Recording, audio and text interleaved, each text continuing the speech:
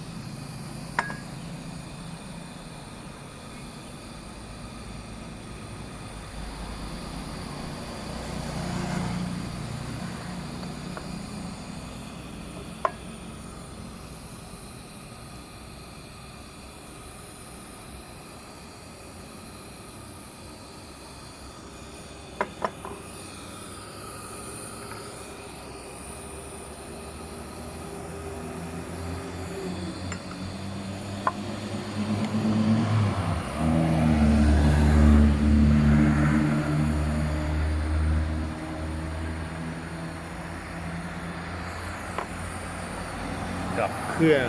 เอสเปรสโซ่แมชชีนอะตอมิกนะครับ งานอิตาลีแลวินเทจเลย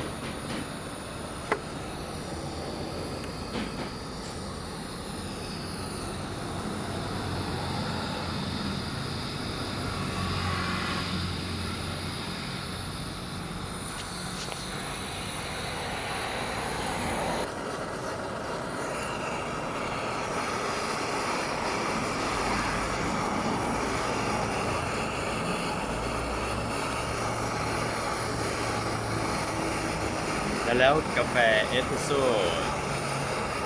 แมชชีนแบบวินเทจก็จะได้ดื่มกันแล้วนะครับ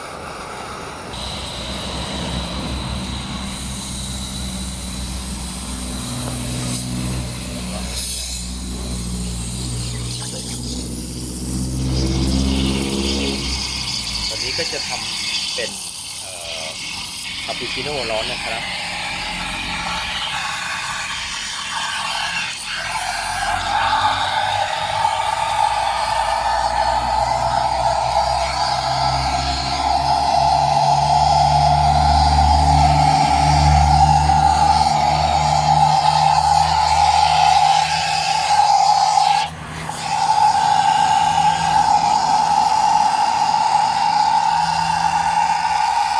จากเครื่องตัวนี้นะครับ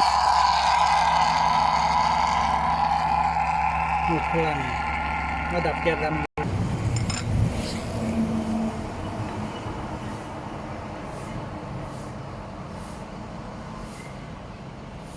ชอบน้อยๆใช่ไหม ใช่